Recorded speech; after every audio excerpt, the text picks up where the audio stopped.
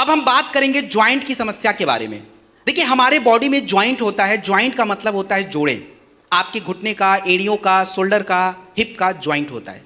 ये ज्वाइंट आज हमारे समय से पहले जवाब दे रहा है। समय से पहले जो है ज्वाइंट में रगड़ आती है, सूजन बढ़ जाता है, दर्द होता है, और जिसको हम हिंदी भाषा में गठिया बोलते हैं और अंग्रेजी में अर्थराइटिस बोला जाता है। तो जिन भी महिला और पुरुष को ज्वाइंट की समस्या है, गठिया की समस्या है, उसका प्रोडक्ट होता है ऑर्थोडॉक। ऑर्थोडॉक जो है आपको हमेशा खाने के बाद ही लेना होता है, 20-25 ml लेना होता है। और ऑर्थोडॉक लेने के बाद नोनी या थंडर ब्लास्ट जरूर लिया कीजिए, क्योंकि thunder blast low blood pressure में काम आता है, ब्लड फ्लो इंप्रूव करता है, और नोनी जो है एंटीऑक्सीडेंट है। तो दोनों में से कोई भी एक लीजिए। मल्टीविटामिन के रूप में अगर किसी का, देखिए क्या है कि लोग आपको बोलते हैं मेरा ग्रीस खत्म हो गया। ग्रीस कुछ नहीं होता भाई, वो अलग फ्लूइड होता है, नमी कम हो गया है। अगर ऐसा शब्द कोई यूज करता है, काउसीडॉक ऐड करिए। और जो बोले अरे मेरे जोड़ों में तो बहुत सूजन बढ़ गया है, दर्द ज्यादा रहता है, ओमेगा डॉक ऐड करिए। मल्टीविटामिन दोनों जगह पे काम आता है, डेलिफ्ट हो, वीटाडॉक हो, मोरीडॉक हो, कोई भी लगा देना। और तुलसी, हाँ आप दे सकते हैं, कोई इशू नहीं। उसके बाद जो है खट्टा चीज और ठंडा चीज मत खाइएगा, क्योंकि ठंडा की पाचन क्रिया को स्लो कर देता है, इसीलिए मना किया जाता है। और एक सबसे जरूरी बात जो है वो बोलना चाहिए।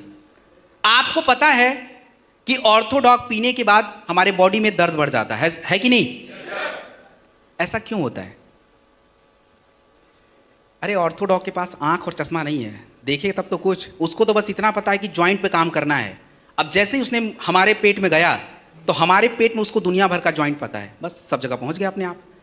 अब उसको ये भी नहीं पता कि कौन सा ज्वाइंट डिस्टर्ब करना, उसको तो बस ये पता है ज्वाइंट पे काम कर लेना है। तो चाहे कूल्हे का ज्वाइंट हो, एड़ियों का ज्वाइंट हो, घुटने का ज्वाइंट हो, सब पे काम शुरू हो जाता है, और इसीलिए पूरे बॉडी में पेन बढ़ना शुरू हो जाता है। लोगों को समझ नहीं आता यार ये क्या हो गया, इसके लिए मांगा था और ये तो इधर भी दर्द हो रहा है। तो प्रॉब्लम तो ये समझा देना कि भाई ज्वाइंट पे काम करता है, ठीक है?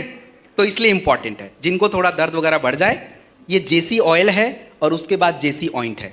मतलब एक मलहम होता है और तेल होता है, दोनों सेम काम करते हैं। जो भी हमारे मांसपेशियों में थोड़ी जकड़न है, थोड़ी दर्द रहती है, थोड़ा सूजन बढ़ जाता है, लगा के रगड़ना नहीं है, आपको थोड़ी देर लगा के उसको छोड़ना है, और दर्द वगैरह थोड़ा कंट्रोल रहता है। ज़्यादा से ज़्यादा 1 हफ्ता तक दर्द रहे, उसके बाद नहीं रहता है, उसके बाद वो चीज़ें नॉर्मल हो जाता है।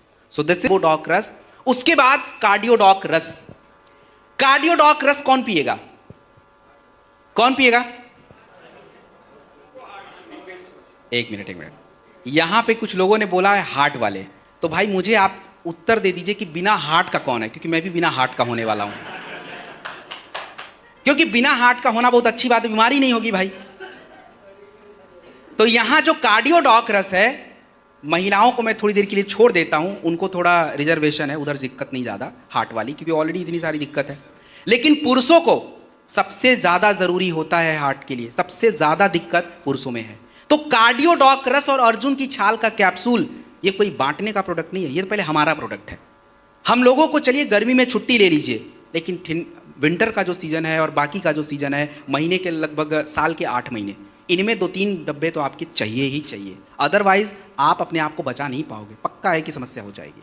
सो कार्डियोडॉक रस या अर्जुन की छाल का कैप्सूल, टेक एनीवन। दूसरा, अगर किसी को ब्लड प्रेशर और कोलेस्ट्रॉल की दिक्कत है, परेशानी है, तो उसके लिए हमें कौन से कॉम्बिनेशन लेने चाहिए?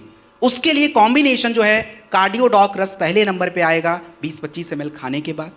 सेकंड नंबर पे बेरी डॉग जूस या नोनी, इनमें से कोई भी ले सकते हैं, बेरी डॉग जूस या नोनी। शुगर अच्छा है तो बेरी डॉग जूस, नहीं तो नोनी, प्लस तुलसी जरूर यूज करिएगा। और मल्टीविटामिन इज इंपॉर्टेंट। क्यों इंपॉर्टेंट है आगे बता दूंगा। वीटाडॉक या डे लिफ्ट कोई भी ले लीजिए। अर्जुन की छाल या ओमेगा डॉक कैप्सूल अगर आप दे सकते हैं तो दे दीजिए, कोई नुकसान नहीं है, इट्स इंपॉर्टेंट है। और भोजन में क्या परहेज करना है, परहेज क्या करना है ये तो मैं कतई नहीं बताऊंगा, क्योंकि अभी मैडम ने सब बताया है। क्या परहेज करेंगे?